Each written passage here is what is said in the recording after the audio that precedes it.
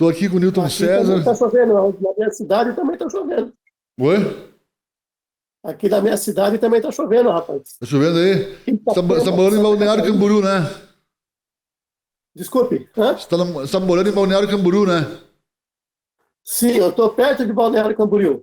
Eu estou em Itapema, um pouquinho depois de Balneário. Ah, Balneário. Itapema? Ah, show de bola, meu. Newton, Show de bola, é. você é escritor de livros de ficção, livros técnicos, livros infantis. Você tem o quê? 30 anos de carreira literária. Pode falar um pouco Eu, do Newton? se eu considerar, desde quando eu comecei a escrever profissionalmente, tem 30 anos para mais, um Para pouquinho. mais, né? Eu já sou quase um ancião, né? Na verdade, é assim, o primeiro livro que eu publiquei na vida, oficialmente falando, foi nos anos 80. Então, assim, putz, nós estamos em 2022, velho? É isso aí, Já se considera o mestre dos magos, já. quase. O Gandalf do Senhor dos Anéis comigo tá ali, ó, pau a pau. Newton, te conheço faz uns 3, 4 anos, desenvolvemos 2 trabalhos juntos. Você romanceou meus manuscritos e foi um sucesso, cara. Mas o que você acha de Que bom, né? sucesso? Sucesso é fazer o que gosta ou sucesso é ganhar dinheiro, por exemplo? Olha, essa é uma boa pergunta, né, Miguel? Porque é o seguinte, existem fases na vida que a gente está focado em construir, ganhar dinheiro e tal, porque você precisa ter uma condição de vida boa, você precisa garantir o teu futuro e tal. Então, muitas vezes, as pessoas se rendem ao dinheiro. Aliás, nós vivemos no mundo capitalista, né? Sim, Então, é natural, as pessoas se rendem ao dinheiro e deixam de lado o prazer de fazer aquilo que gosta. Mas eu acho que o ideal para quem conseguir é fazer aquilo que gosta e ganhar dinheiro, sim. né? Agora, Você se considera um os privilegiado. objetivos, os objetivos financeiros, digam, que tem que se levar em conta, quer Bartolomeu, dizer, a pessoa tem que fazer uma escolha, né? Então, assim, você quer ganhar muito dinheiro ou você quer ganhar o dinheiro suficiente para você fazer um trabalho feliz? Então, aí é só fazer, colocar na balança aí os pesos e as medidas, né? Eu, por exemplo, eu sou um cara que eu tenho a felicidade hoje de fazer o que eu gosto de fazer no tempo que eu tenho para fazer, quer dizer, então, para mim, morando na praia ainda por cima, eu estou morando no na praia, né? paraíso. Coisa boa, né, Newton? Newton, diz uma Então, coisa, eu estou no cara. paraíso, né? Diz Quer uma dizer, eu não coisa. preciso ganhar muito mais do que eu ganho para fazer o que eu gosto de fazer.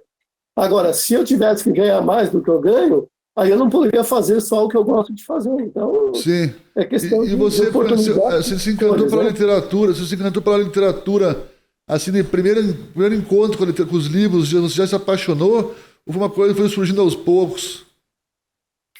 Cara, a literatura começou para mim muito cedo, digamos. A literatura como escritor. Como leitor, começou tardia, na verdade. Eu comecei a ler por vontade própria, e não por imposição da escola, não por obrigação, mas comecei a ler os livros que eu achava interessante por vontade própria, quando eu já tinha lá meus 14, 15, 16, 15 anos, por Você aí. pode citar 3 livros que você recomenda para as pessoas, que as pessoas devem ler com certeza, assim, sem chance de não poderem ler. Elas têm que ler aquilo porque é fenomenal. Tem 3 livros que você pode citar para mim? Cara, eu diria o seguinte: é difícil você dizer para o leitor, com tantas características diferentes que cada leitor tem, e com tanta importância diferente que ele também assume em relação àquilo que ele lê, é difícil você dizer para o cara assim, olha, leia isso obrigatoriamente, porque o que pode ser obrigatório para mim pode ser não obrigatório para ele. Sim, Mas o que eu diria é a leitura ela é indispensável para qualquer ser humano. Quer dizer, se você quer, especialmente para quem quer escrever, na verdade, quem quer escrever, se você quer escrever, você tem que ler. Quer escrever bem? Sim. Leia. Quer falar bem? Leia. Quer entender bem a vida? Leia. Agora, o que você vai ler? Porque a gente tem várias questões sobre Entender a vida, né?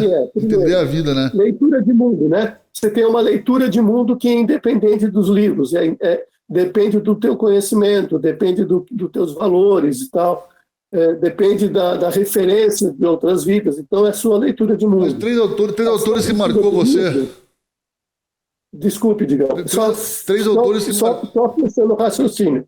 A sua leitura de livros vai também depender do que você pretende com a literatura ou com o livro. Tem gente, por exemplo, que adora ler crônicas, tem gente que adora livro técnico, e tem gente que gosta de literatura, e tem gente que não gosta de literatura. Então é difícil você dizer assim, olha, leia tal livro. Para mim foi importante ler autores brasileiros desde cedo. Então, assim, eu me lembro o primeiro autor brasileiro que eu li chama-se... o livro dele é Os que Bebem como Cães. Assis Brasil, o nome do cara. Eu li esse livro quando eu tinha lá meus 14 anos de idade. Foi o primeiro autor brasileiro que eu li. O segundo autor brasileiro que eu li chama-se Augusto Terraço. Com 14 anos. Esses autores, só fechar o raciocínio, digam. Esses autores, para mim, foram importantes como escritor, porque eu já fui incorporando a linguagem literária brasileira para o meu dia a dia. Então, para mim, foi importante isso. Agora, tem gente que tem preconceito contra... Você leu Euclides da Cunha? Brasileiro, né? Você leu Euclides da Cunha, Os Sertões?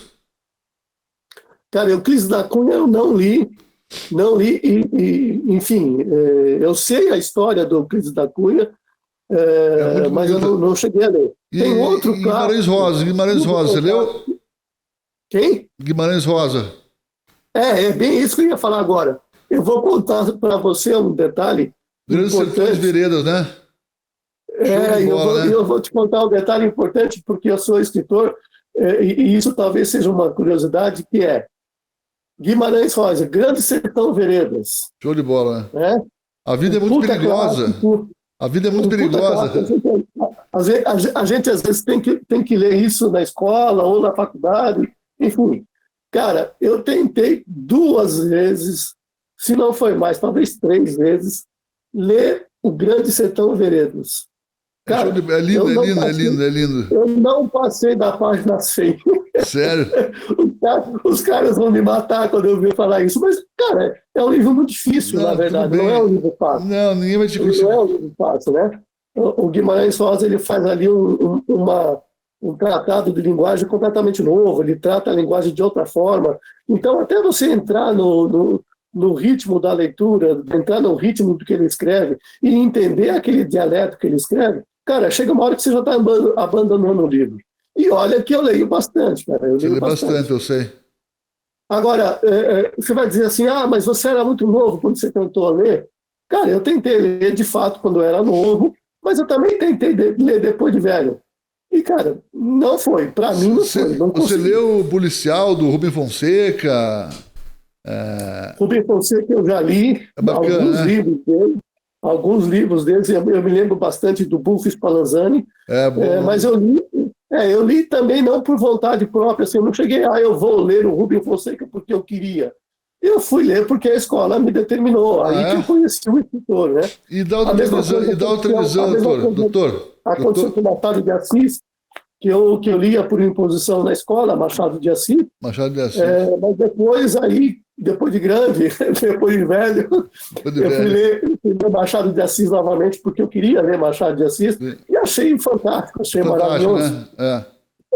Isso até é um ponto interessante, né, digamos assim, a gente tem momentos na vida que a leitura tem significados diferentes, e a gente absorve ela de maneiras diferentes. Então, o leitor de 20 anos atrás não é mais o mesmo leitor de hoje. E Dostoiévski, doutor? Dostoiévski.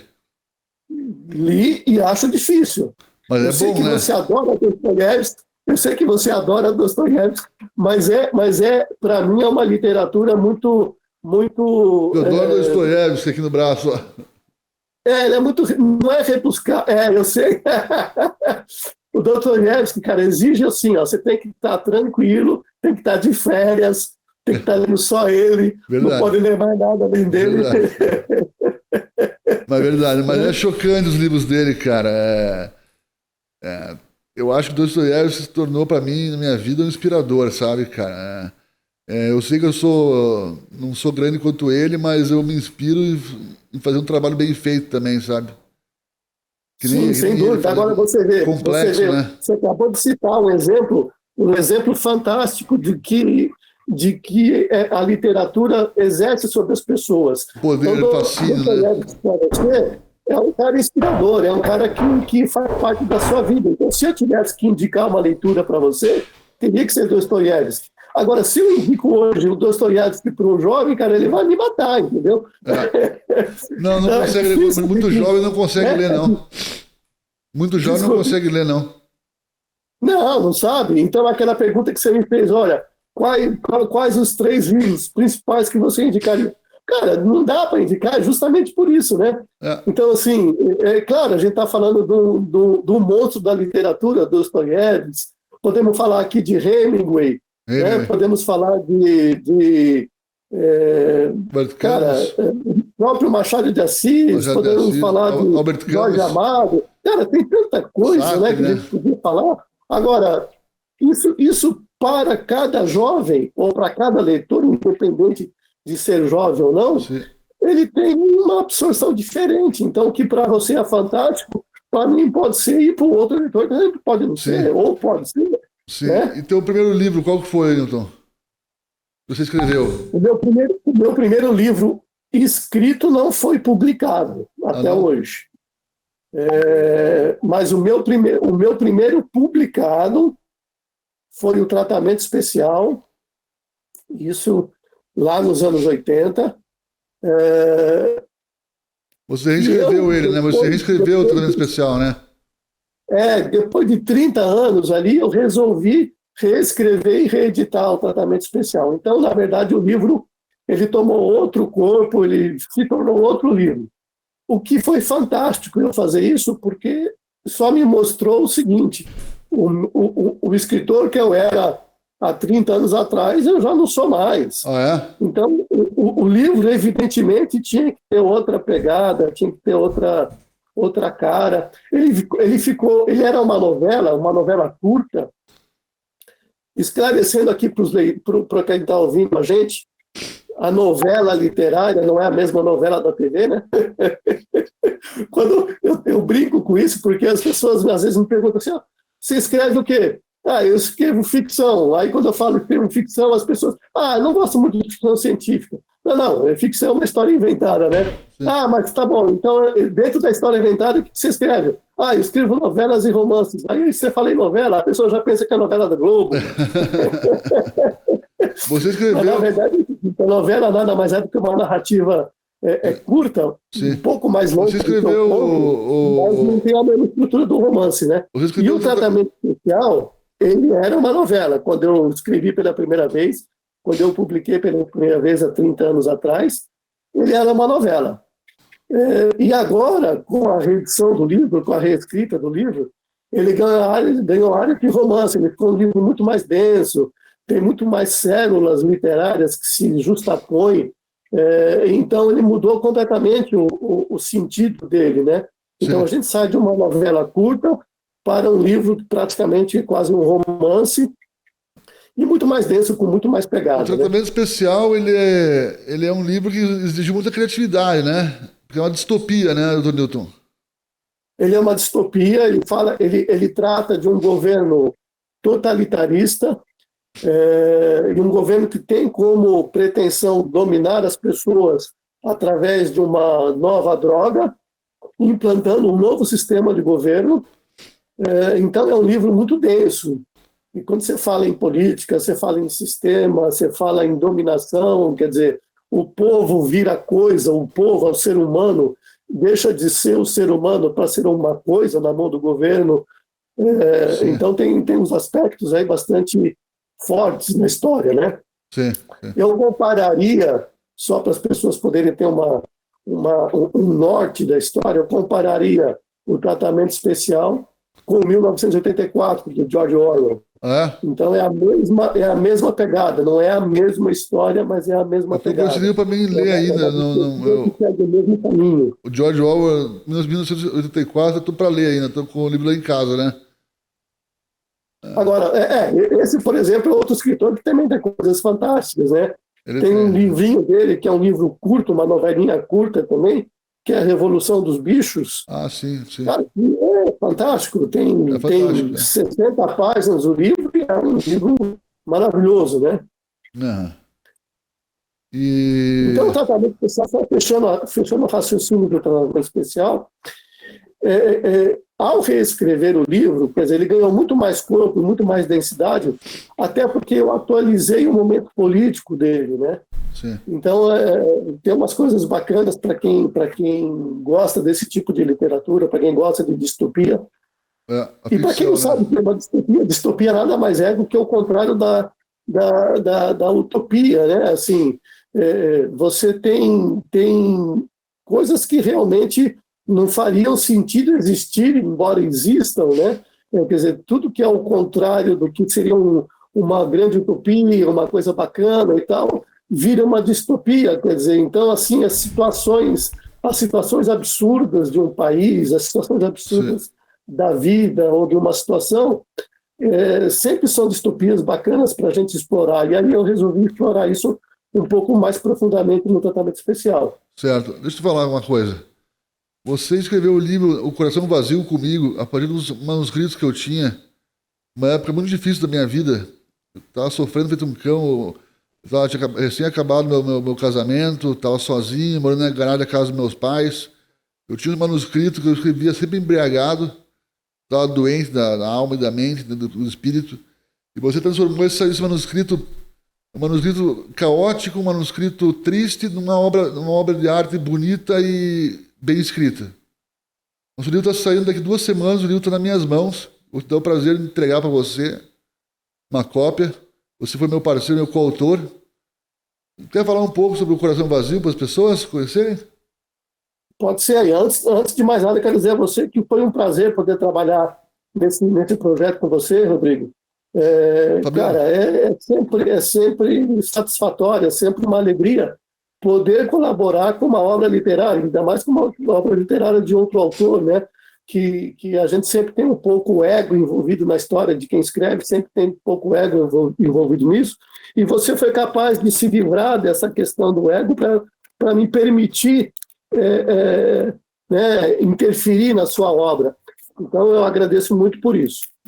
Em relação à obra, cara, o caos que você disse que ela existia antes da gente reescrever, é natural que ele existisse, porque você acabou de dizer, você estava numa fase extremamente complicada, você estava numa fase em que o caos, né, ponderava na sua vida. Só que não é o caos teu, não é o caos do leitor, não é o caos da literatura. Então a gente tem que deixar o leitor muito mais tranquilo e muito mais aberto a receber a história com entendimento e com clareza e com emoção, sem que o caos o domine. Pode existir o caos na literatura, pode existir o caos na escrita, mas de tal maneira que isso seja natural, né? E o que eu acho que consegui fazer com o teu livro, foi justamente transformar o teu caos numa história bela. É um caos belo. Uma história ordenada, né, Newton? Exatamente, né?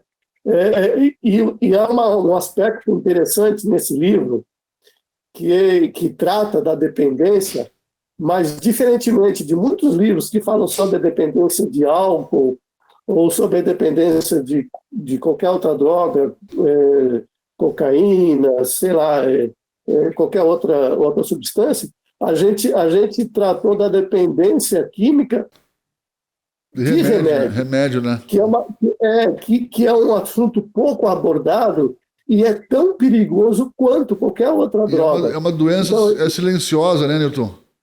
Exatamente, né? E tem pessoas que, inclusive, cara, eles perdem noção da realidade, perdem responsabilidade, perdem emprego por vício em remédios. As pessoas não sabem disso, mas isso acontece. Então, foi bacana a gente mudar um pouquinho o foco da dependência. A gente continua tratando da dependência no livro, mas sob uma ótica absolutamente nova. Nova, sim, pouco explorada, né? Não é que não exista, é pouco explorada. Então, isso eu acho que é uma coisa muito bacana do livro. E fora isso, tem o livro fala de amor também, né? O livro fala de amor também, né, doutor? O livro fala de amor também, né? Então, fora a questão da dependência, tem a questão emocional, né? Que justamente o que eu ia dizer agora. Sim. Tem a questão emocional, tem a questão do amor, tem a questão do relacionamento homem e mulher, e como lidar com isso, como lidar com as dificuldades, né? Você criou um livro muito psicológico, né? Com uma trama psicológica muito grande, né? Envolvendo a mãe dele, a esposa dele, né?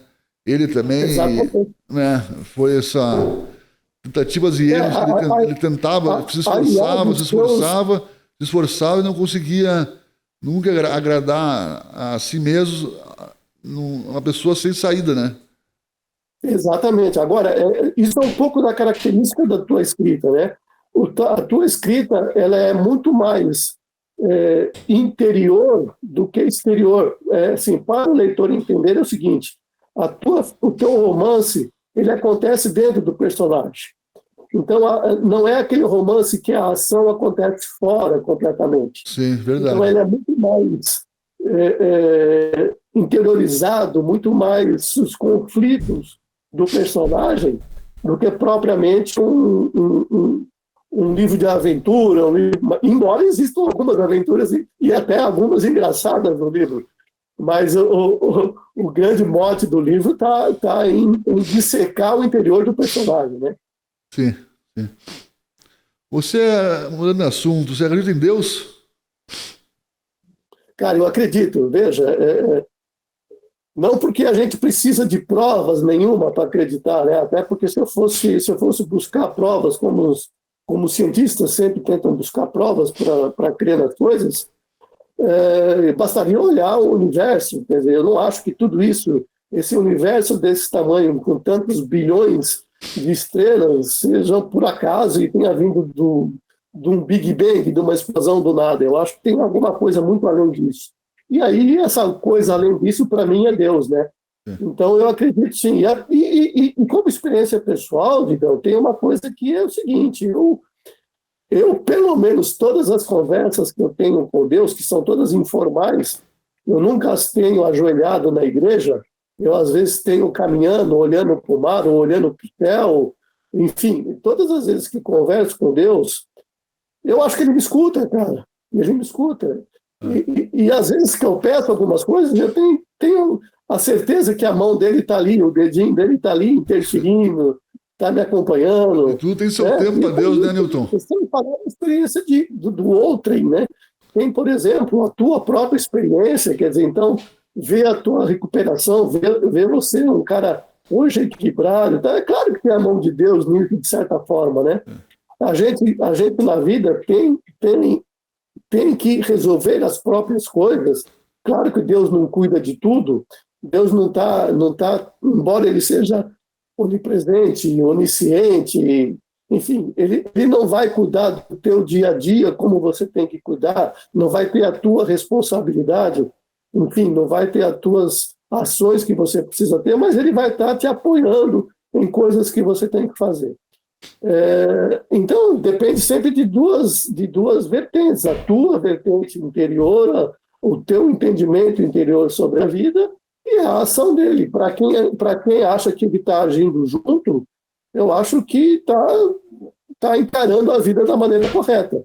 Porque não é possível que não exista nada, né? Deus tem que existir, né? Deus é princípio, é moral, é consciência, é infinito, né? E Deus cura, Newton. E Deus cura, né? E Deus cura, mas veja, mas eu acho que ele não está aí só para isso. O Deus não está só para curar. Como Deus é tudo, ele também é o amor, ele também é o bem-estar, independente da necessidade de qualquer cura, né? Então, mas é interessante o que você está dizendo, Edgar, porque tem gente que às vezes se agarra em Deus só nos momentos mais difíceis, né? Você vê, às vezes, o fiel, ele está passando um momento, aí ele vai lá na igreja, ele se entrega a Deus e tal, só em momentos difíceis, mas necessariamente Deus não está presente só nos momentos difíceis, né? Ele está presente em qualquer momento, né? Deus é felicidade também, né, Edgar? Felicidade, é verdade. Você ora? Cara, eu não oro, eu não faço a oração tradicional. Como eu disse há pouco, eu converso com Deus. A minha oração é uma conversa, na verdade. É junto da natureza, né, Newton? Na frente do mar, né? Sim, exatamente. Com a mulher, né? Exatamente. Tudo isso, né? Se tudo vem dele, toda a criação é dele, né? Nós fazemos parte, assim como o mar faz parte, o céu faz parte, nós fazemos parte também, né? Nós somos uma partícula do universo e, ao mesmo tempo, nós somos a partícula de Deus, eu acho, sabe? Eu acho que o homem tem necessidade de acreditar em Deus, né? Porque não tem as respostas às perguntas filosóficas, né? Então ele busca mas Deus, né? Veja, eu acho que a filosofia ela dá conta de muitas coisas, cara, mas acho que ela não dá conta, na verdade, de explicar Deus. Porque se você for tentar explicar Deus, aí está errado, não há o que explicar. Deus está, sem explicação. É o verbo, né? A filosofia pode até tentar achar um caminho, mas, cara, tudo vai ser só achômetro, não há, né? Não há outro caminho a não ser aceitação. Depois da última pergunta sempre tem uma última resposta que é Deus, né? Sempre, claro, sempre vai ser. A última sempre será. Seja aqui, ou seja para onde você for depois. Sim. E falando de prazeres agora na vida, como é a sua relação com bebida alcoólica, né? As pessoas sabem que eu tenho problema com isso e não sinto vergonha de me esconder. Você bebe um vinhozinho de vez em quando, uma vez por semana, um cálicezinho toda noite? Cara, a minha relação com a bebida é tranquila. Eu bebo 3 garrafas de vinho por dia. Não, eu tô brincando, eu gosto de tomar um vinhozinho, sim, mas eu tomo só de vez em quando também. Eu tomo uma vez por semana, ou uma vez a cada 15 dias. Aquela tacinha para abrir o apetite, eu não tenho uma relação de dependência alcoólica nenhuma, com nenhum tipo de bebida.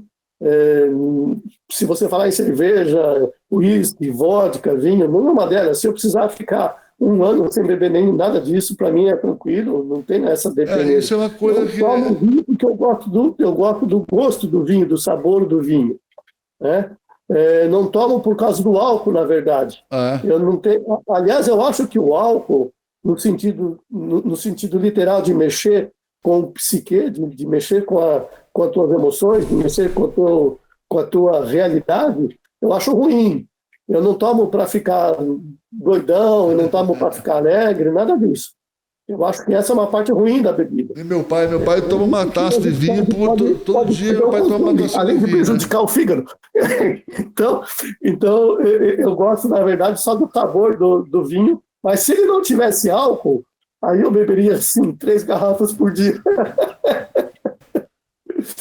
Mas eu tenho uma relação tranquila, embora na minha família também existam relatos e existem casos de alcoólatras na família. O meu pai, por exemplo, é um alcoólatra.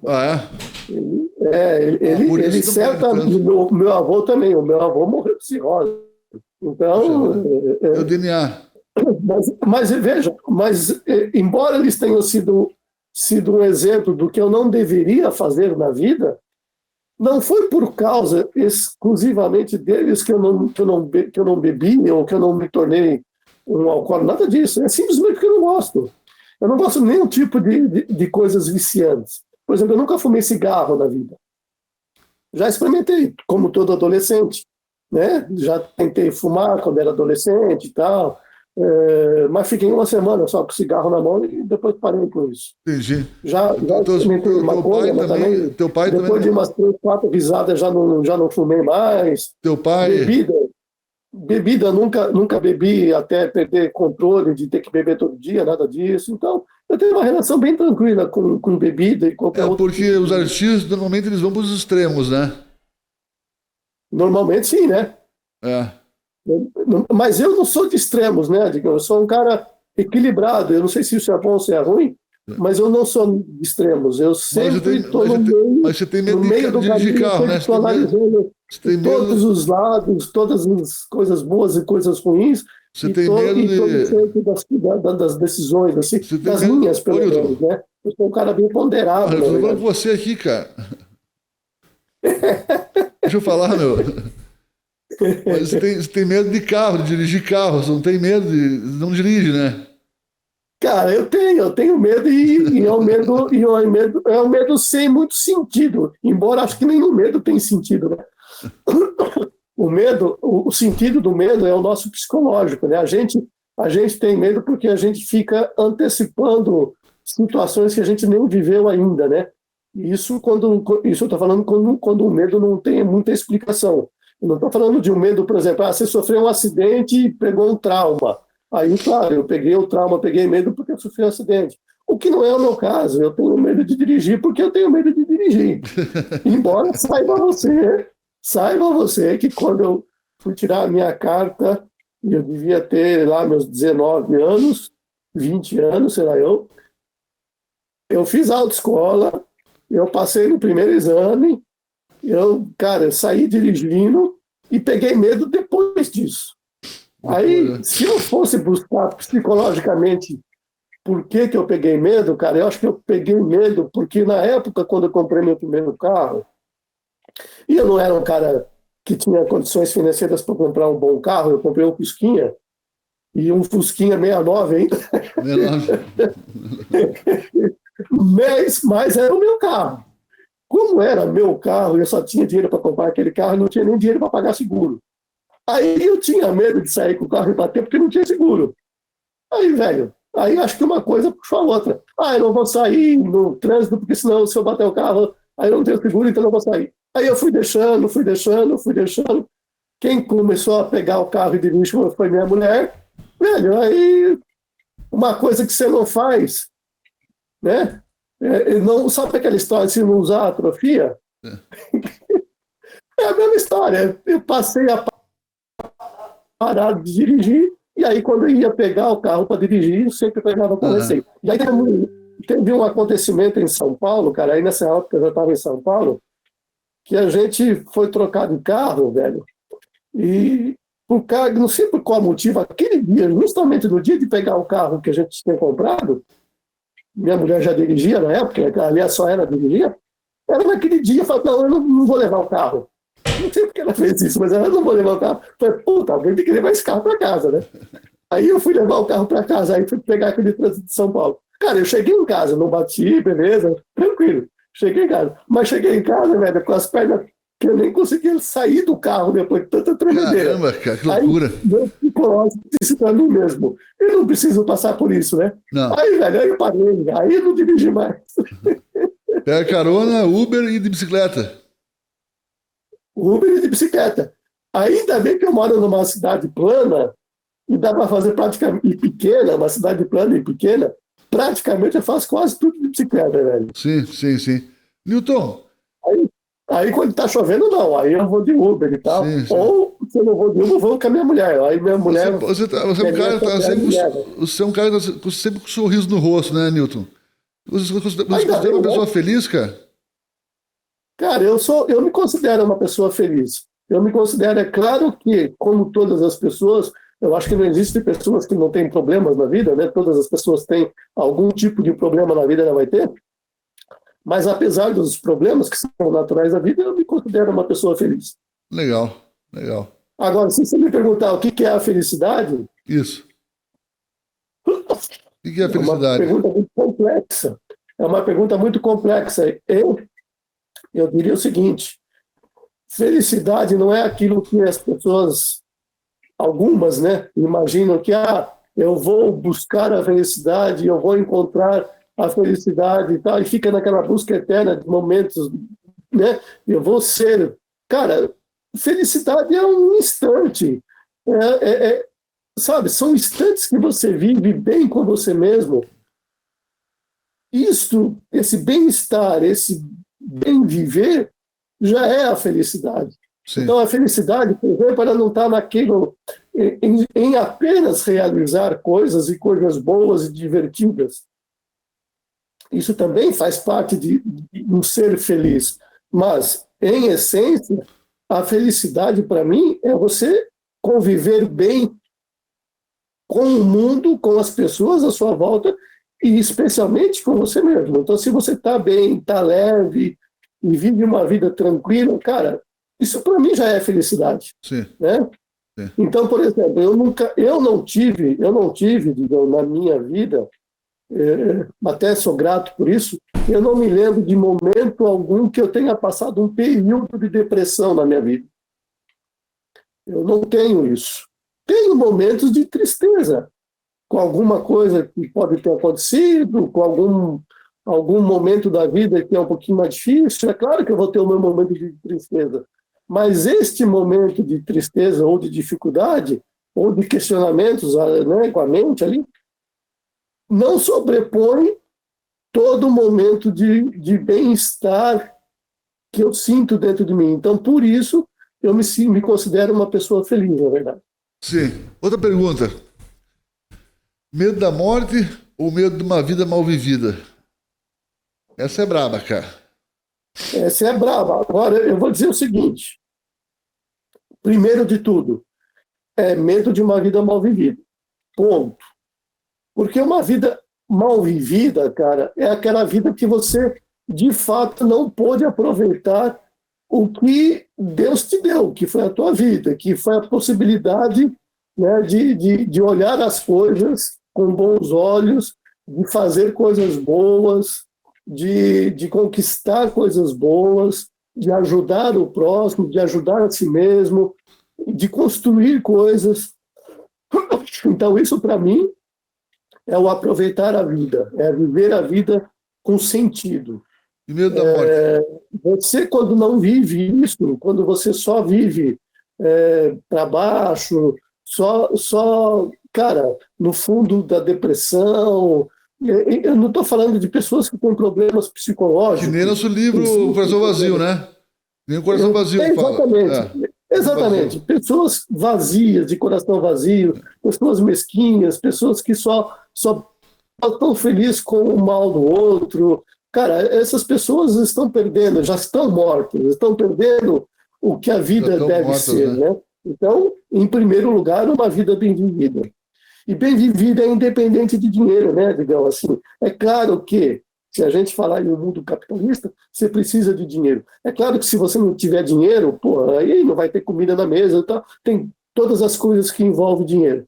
Mas, se a gente falar da vida mediana, não mediana no sentido de falta de informação, mas viver com o necessário, vai. Se a pessoa tem condição de viver, de comer, de pagar suas continhas e tal, cara, então ela já está equilibrada nesse sentido. No outro sentido, que não é o financeiro, depende exclusivamente dela viver bem. Então, se ela tem esses dois equilíbrios na vida, vive bem consigo mesma e vive bem financeiramente, sem grandes preocupações, cara, aí beleza, aí ela está com o mundo ideal na mão, né?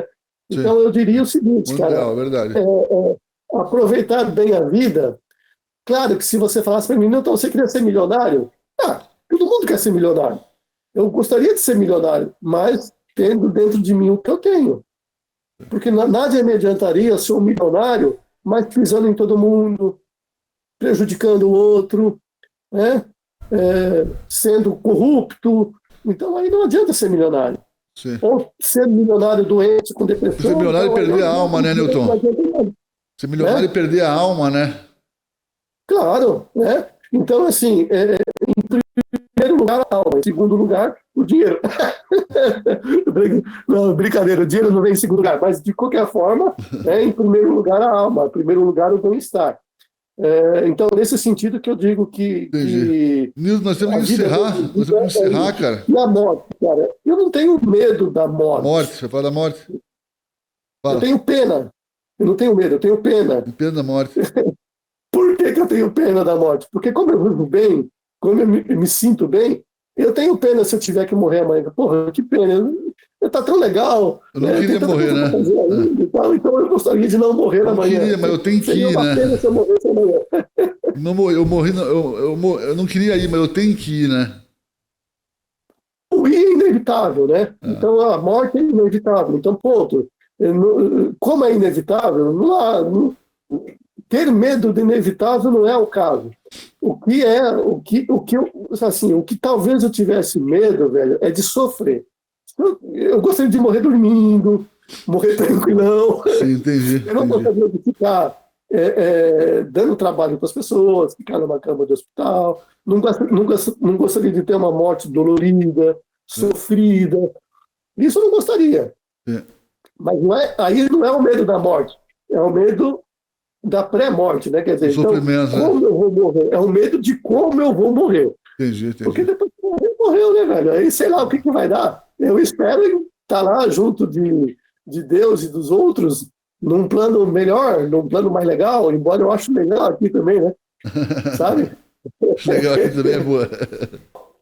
Então, pessoal, para achar o livro Coração Vazio, o livro Ainda é o Bem, que é escrito com o Newton César, na página fabianobartolomeu.com.br, está os livros lá, ou medina.com.br, para achar o livro Tratamento Especial também. Bom, pessoal, vocês me acompanharam aqui nesse dia hoje, entrevista com o escritor Newton César. Fique à vontade para entrar no site www.fabianobartolomeu.com.br ou no meu Instagram, bartolomeu.autor. Espero vocês lá, beleza, pessoal? Vamos comprar o livro, dá ajuda para nós aí. Falou, pessoal, abraço!